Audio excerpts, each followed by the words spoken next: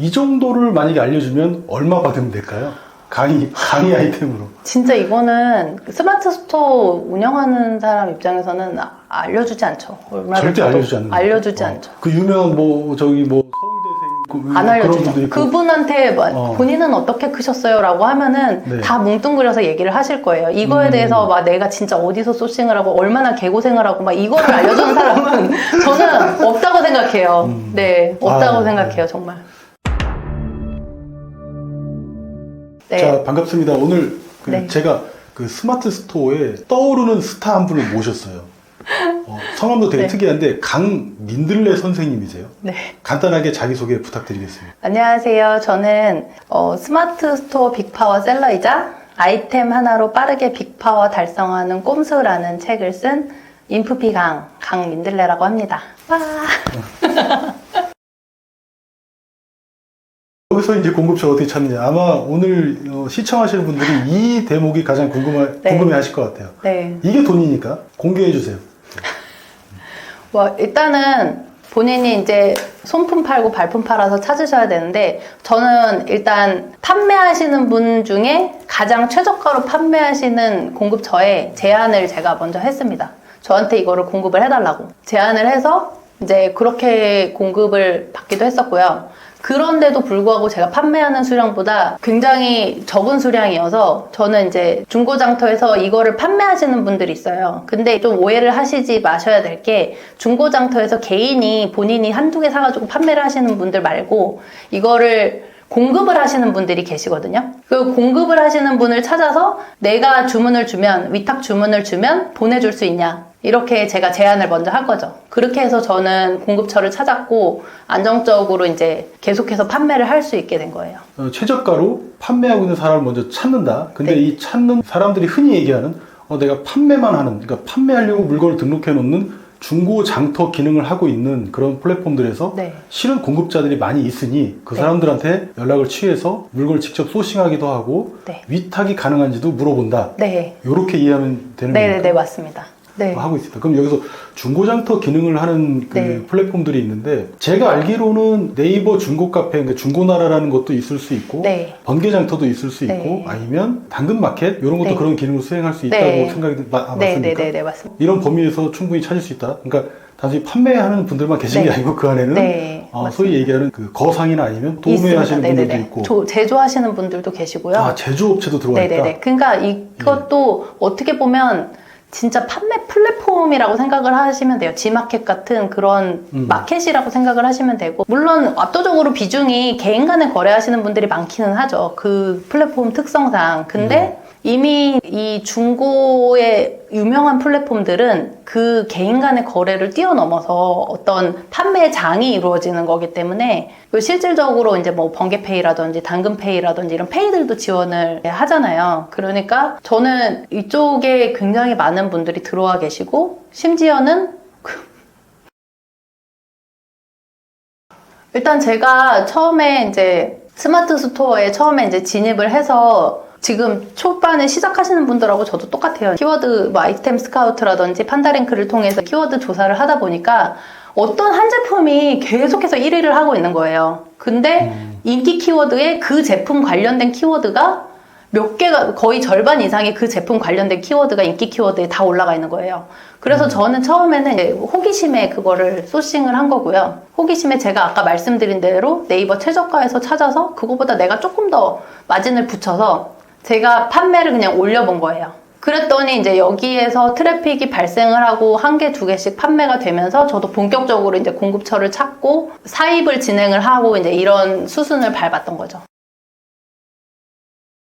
안 해본 방법 없이 안 해본 방법 없이 정말 인터넷 서칭부터 시작해서, 저는 심지어 중고시장 이런 데도 다 수소문을 하고 네이버 최저가도 찾아보고 안 해본 거 없이 진짜 다 해본 것 같아요. 그러면서 제가 이거를 소싱할 수 있는 다른 루트가 있구나, 이런 거를 또 알게 되기도 하고요. 네, 중고 카페나 이런 데가 우리가 생각하기에는 내가 쓰던 물건을 이제 사람들한테 팔아야 되는 그런 플랫폼이라고 생각을 하는데, 사실 이 시장에 사업자들이 진짜 많이 들어와 계세요. 본인이 이제 파는 물건을, 그러니까 저는 유통 플랫폼의 다른 개념이라고 생각해요. 이 중고 마켓 자체가. 그래서 이제 본인들이 개인 간의 거래도 하지만 여기서 이제 잘 찾아보면은 이거를 공급하는 업체를 찾을 수가 있거든요. 그래서 이제 저는 그런 방법으로 해서 저한테 공급해 줄 사람을 찾았던 거고, 또 한 가지는 네이버 최저가로 일단은 검색을 해요. 아이템을 제가 등록하기 전에 네이버 최저가부터 검색을 하죠. 검색을 한 다음에 그 최저가에서 어느 정도 내가 손해보지 않는 마진을 붙여서 저도 올려놓는 건데, 그렇게 해서 네이버 최저가인 사람을 일단 찾아서 제가 이게 판매가 일어나게 되면 그분하고 이제 또 얘기를 하는 거죠. 저한테 공급을 해주실 수가 있냐. 그 판매를 하시는 분 입장에서도 소비자 가격에서 엄청 할인이 들어가지 않는다면 스마트 스토어 수수료도 아낄 수 있고 좀 서로 이렇게 도움이 되는 거잖아요. 저는 이제 물건을 구할 수가 있고 하니까. 그래서 저는 그렇게도 많이 접근을 했고요. 본사에도 제가 요청을 많이 했는데 본사에서는 안 줄 때도 되게 많아요. 왜냐하면 작은 업체고 이러다 보니까 안 줄 때도 되게 많은데, 그렇다고 이제 포기를 하지 말고 나보다 저렴하게 파는 사람들을 찾아가서 나한테 이거를 공급을 해줄 수가 있냐, 이렇게 제가 제안을 해볼 수가 있는 거죠.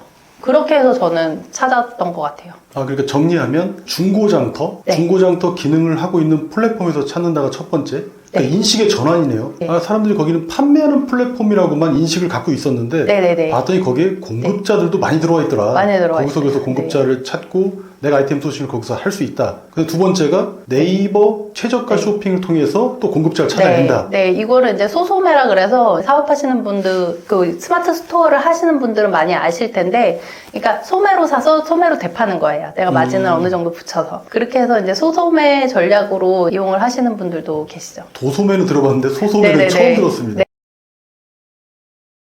그 아이템에도 종류가 있다고 말씀을 하셨어요. 네, 맞아요. 네, 그 얘기를 하고 싶었던 건데 제가 지금 약간 삼천포로 봐서.